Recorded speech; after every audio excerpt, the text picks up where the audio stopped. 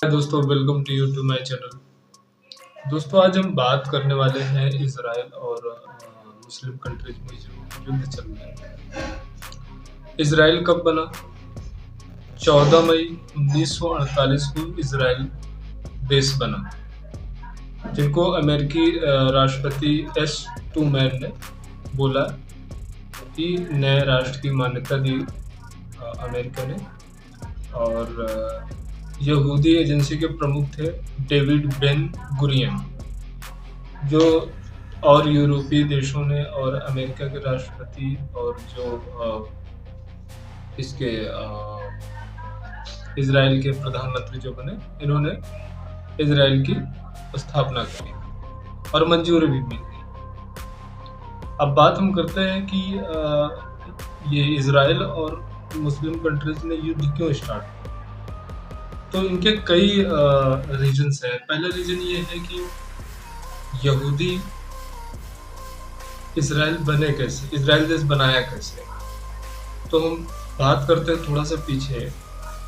14 मई 1948 को इज़राइल की स्थापना हुई, इनको देश की मान्यता मिली। उससे पहले ये मिस्र, जिसे हम इजिप्ट बोलते हैं, इजिप्ट में एक नदी है नील नदी।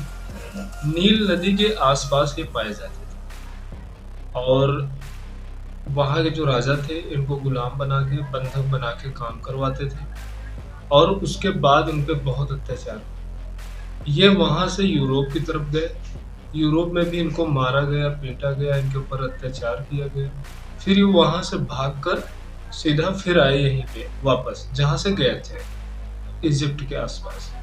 यहाँ फिर उन्होंने अपनी जनसंख्या इकट्ठी करनी स्टार्ट करी। लगभग 12 लाख लोग ये थे, 12 लाख लोग थे 1920-21 में। फिर धीरे धीरे अपनी पब्लिक को इकट्ठा करना स्टार्ट किया करते करते करते फिर ये इनमें कुछ इनके ऊपर अत्याचार तब भी होता रहा। फिर ये लड़ते लड़ते लड़ते अपने आप को बचाते करते इन्होंने फिर जाके अमेरिका में या फिर संयुक्त राष्ट्र संघ में जाके बोला कि मुझे एक कंट्री बनानी है और मुझे ज़मीन चाहिए, ये मेरी ज़मीन है, हम लोग यहाँ रहते हैं, जहाँ भी जहाँ पे अभी है प्रेजेंट में इज़राइल। तो अमेरिका ने और यूरोप कंट्रियों ने दे दिया मान्यता कि चलो, संयुक्त राष्ट्र दिए। संयुक्त राष्ट्र मतलब है कि उसमें सारे कंट्रीज आते हैं जो संयुक्त राष्ट्र में, उन्होंने मान्यता दे दी, तो पूरे वर्ल्ड को मानना पड़ता है वो बात, तो दे दी। लेकिन जैसे ही वहाँ पे इज़राइल को बसाया गया, इज़राइल को मान्यता दिया गया, तो ये जो इज़राइल के जस्ट सामने सामने जॉर्डन, लेबनान, सीरिया, बैंक और इजिप्ट, ये सब जो 8-10 कंट्री, कुवैत, कुवैत हो गया आपका, दुबई हो गया आपका, मतलब जो भी है, जितने मुस्लिम कंट्री ना, सबने 24 घंटे के अंदर हमला कर दिया। इनको पसंद नहीं था कि इज़राइल यहाँ बसे, तो पहला हमला था ये मुस्लिम कंट्रीज का इनके ऊपर। तो इन्होंने हमला किया, बहुत नरसंहार किया, बहुत इज़राइल नागरिकों को मारा, काटा।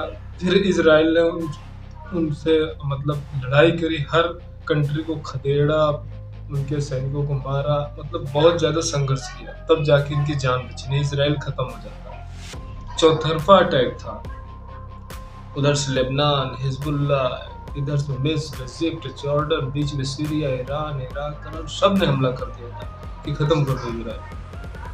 उसके बावजूद इन सब से लड़ते भिड़ते अपने आप को स्ट्रॉन्ग बनाया।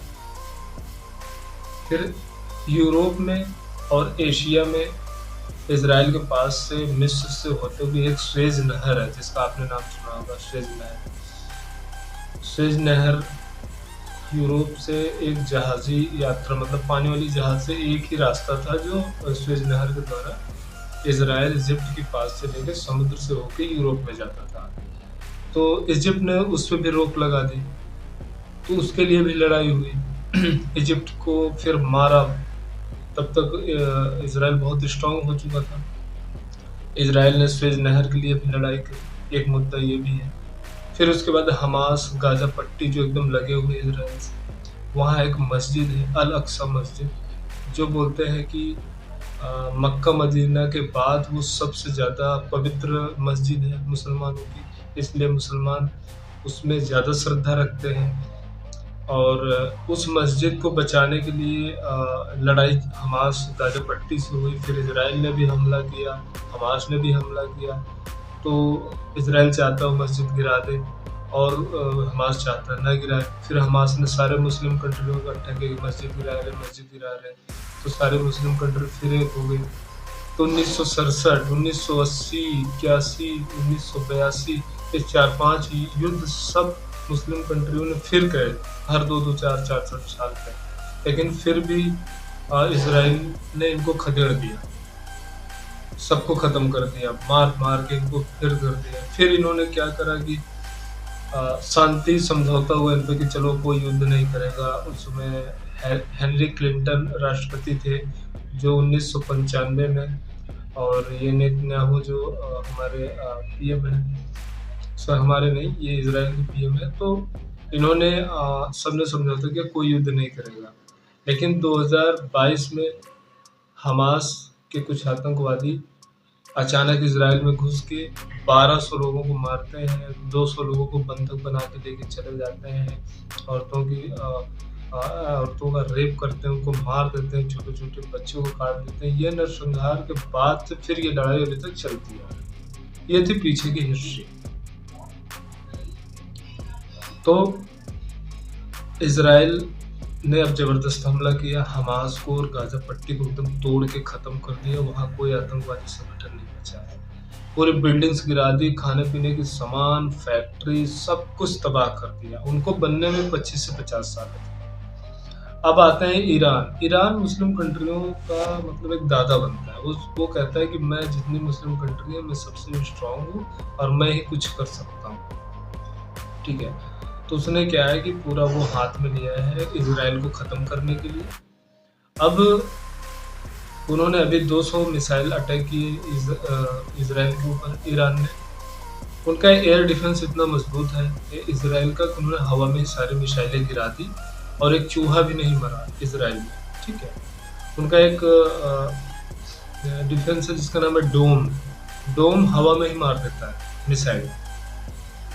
अब हम आते हैं, हमने पीछे बताया कि ये मुद्दे हैं, सब मुस्लिम कंट्री ही सब ज़्यादा उन पे अटैक करती रही, उनके पब्लिक को मारा। फिर अब इजराइल पलटवार कर रहा है स्ट्रॉन्ग होने के बाद। तो अभी चिल्ला रहा है मुझे मार रहा है, मुझे मार रहा है।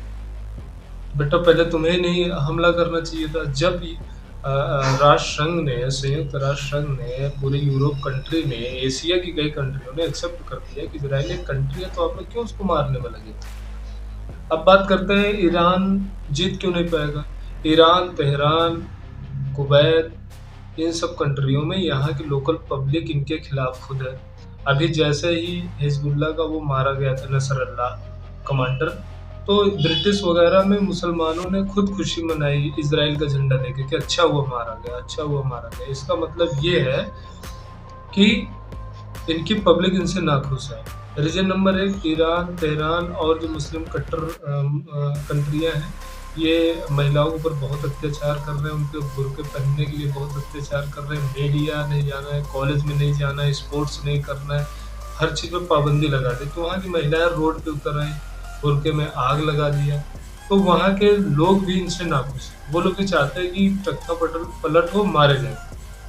ये हो गया ईरान, तेहरान और मुस्लिम कंट्रीज क्यों नहीं जीत पाएगी, ये अंदर का है। इसका फायदा इजराइल का है। तीसरी बात हम करते हैं, इनके एक संगठन का नाम है मोसाद, जो 7,000 से ज़्यादा इनकी संख्या है। जो ईरान, तेहरान, हर कंट्रीज में इन्होंने आर्मी अफसर से लेके हेड कांस्टेबल तक मिक्स कर रखा है, जो कि ईरान, तेहरान पहचान नहीं पा रहा है कि मोसाद कौन है। और मोसाद संगठन जो है वो इजराइल का है। ईरान के कितने भी मंत्री हैं, कितने भी क्या है, सब जगह मोसाद बैठे हुए उनके साथ खा रहे हैं, पी रहे हैं, बैठे हैं। बस इजराइल से एक मैसेज आना है इनको निपटा दो तो निपटा देंगे सब। अभी इजराइल से मैसेज आया नहीं है। ईरान के विदेश मंत्री ने खुद एक्सेप्ट किया कि मोसाद के एजेंट हर जगह फैले हुए हैं। ठीक है, तो इससे भी इजराइल जीत जाएगा आराम से। और अब इसराइल कब हमला करता है ईरान पे, ये देखने वाली बात है। और ये सब थी जानकारी। और अल अक्सा जो उनकी अल अक्सा मस्जिद है, और सूत्रों से पता चल रहा है कि जिस दिन ये मस्जिद पूरी तरीके से गिरा देगा इसराइल, उस दिन मुसलमानों का गुरूर टूट जाएगा, वो घुटने पे आ जाएंगे और इनकी कहानी खत्म हो जाएगी। इसलिए मस्जिद को बचाने के लिए ये लोग लगे हुए। ऐसी जानकारी के लिए आप लोग बने रहें, इस वीडियो को ज़्यादा से ज़्यादा लोगों को फैलाएं। और आपको और डिटेल्स में जानकारी चाहिए तो प्लीज़ कमेंट करें, मैं इसराइल पे भी डिटेल से बना दूंगा और मुस्लिम कंट्रीज पे भी बना दूंगा कि क्या क्या इनकी हिस्ट्री है, कैसे लड़ाई हुई, कब बने, कैसे बने, हर चीज़ मैं बता दूंगा आपको। तीसरी अहम बात मैं 1 मिनट दूंगा आप लोगों को। अमेरिका खाड़ी देशों में इसराइल के पीछे समुद्र है, समुद्र में अपना एयरक्राफ्ट, सबमरीन सब कुछ तैनात करके रखा है। 20 से 25 हज़ार सैनिक यहाँ है।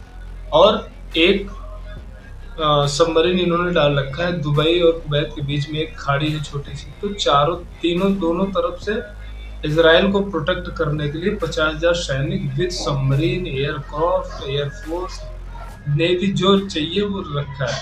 इससे भी मुस्लिम कंट्रीज डर रही है कि अमेरिका कहीं इन्वॉल्व ना हो जाए। तो इसराइल का कुछ नहीं हो सकता, लेकिन अब विनाश होना है ईरान तेहरान वगैरह, ठीक है। और दूसरी बात, सऊदीया मेन इनका है, दुबई, जॉर्डन, इजिप्ट, इन सब बड़ी कंट्रियों ने हाथ खड़े कर दिए, बोले भाई मैं ईरान तेरी मदद नहीं करूँगा, ठीक है। तो इससे भी इसराइल की जीत होने वाली है। दुबई ने तो साफ मना कर दिया है, नो फंडिंग। और आज के टाइम पे जो सबसे ज़्यादा फंडिंग कर रहा है आतंकवाद को, जो पूरे वर्ल्ड में आतंक का माहौल बना रखा है, वो ईरान और तेहरान सबसे ज़्यादा करता है, ठीक है। तो हम मिलते हैं अगले वीडियो में। जय हिंद, जय भारत।